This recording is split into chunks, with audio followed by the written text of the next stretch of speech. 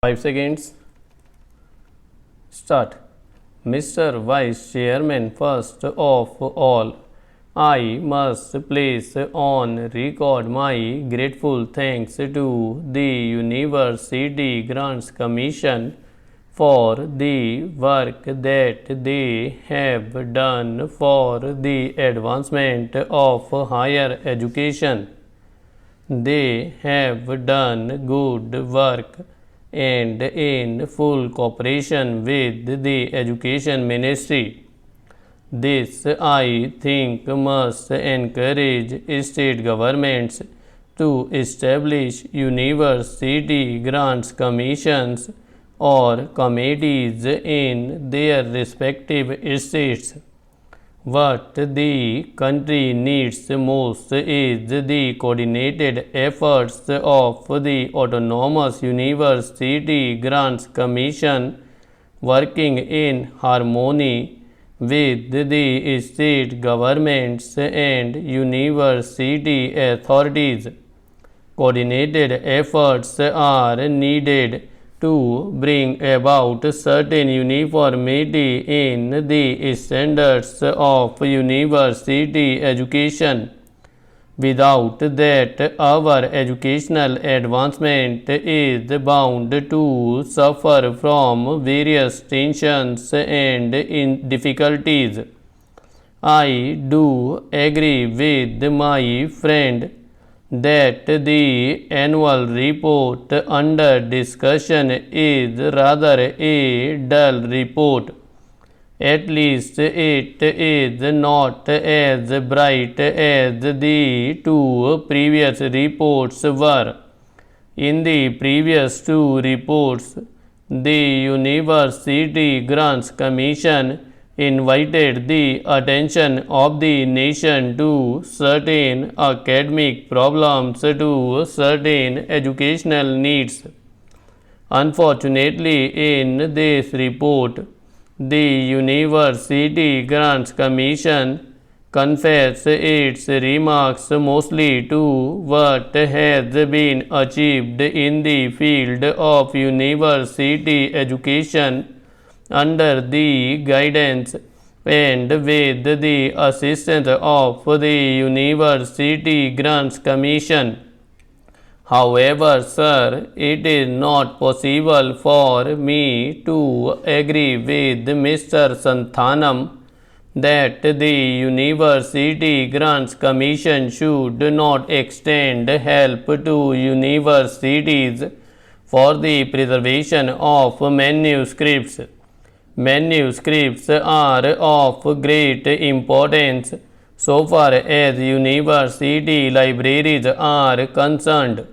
It is the duty of universities to preserve those manuscripts, and it is the duty of the University Grants Commission to extend to universities the necessary financial assistance for maintaining and preserving the manuscripts in good order. Also, it is not possible for me, sir, to agree with my friend that today universities are enjoying too much of autonomy. I agree with the University Grants Commission, which 2 years ago remarked that freedom is vital for education and democracy, and I personally feel, sir, that no one plea or the other university autonomy and academic freedom are being restricted rather than being extended as they must be. I do not think, sir, that a social purpose or a social value can be imparted in the teaching by a teacher through the imposition of restrictions on his freedom of thinking. I feel that teachers need academic freedom for discharging their duties in an efficient way. If we take into consideration the affiliated colleges, we will notice that the teachers are subject to such humiliation conditions that it is not possible for them to discharge their duties to their students, to impart to their students any sense of responsibility or any moral values in their lives. I therefore, sir, feel that it is necessary to be more careful about the preservation of academic freedom of teachers. Sir, we are grateful to the Education Ministry and to the University Grants Commission for upgrading the salaries of teachers in the central universities. Yet a great disparity prevails in the salaries of teachers of central universities and state universities and affiliated colleges, and this disparity is causing a lot of heartburning and a lot of difficulties. As one connected with education, I may say that there is not such a marked difference in the quality of teachers serving in the central universities and in the state universities and in affiliated colleges as to justify the great disparity in the salaries of teachers of these institutions. I feel, sir, that we must keep in our mind the remarks of the University Grants Commission made in their earlier annual report with regard to teachers' salaries. We are not only to provide adequate salaries to teachers of affiliated colleges, but also to teachers of secondary schools. We must remember, sir, that a great majority of students study in affiliated colleges, and the quality of education is largely determined by the quality of work that is done in affiliated colleges.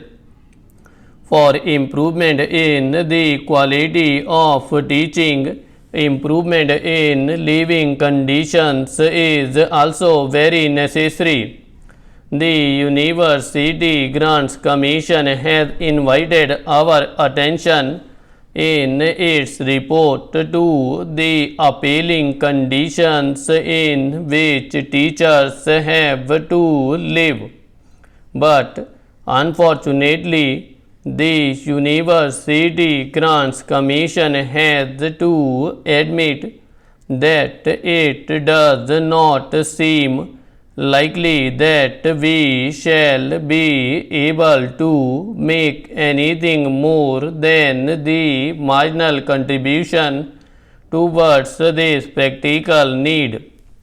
I feel that the University Grants Commission should pay more attention to the solution of this problem than has so far been paid by it and the Education Ministry, and that the government should not grudge funds of the University Grants Commission for making adequate arrangements for improving living conditions of teachers who are expected to train the citizens of the country. Sir, in the University Grants Commission report, it is maintained that rupees 12,000 should be granted to every affiliated college for the welfare of the teaching staff, and that efforts should be made to provide them with quarters, and that too in the vicinity of the college where they teach.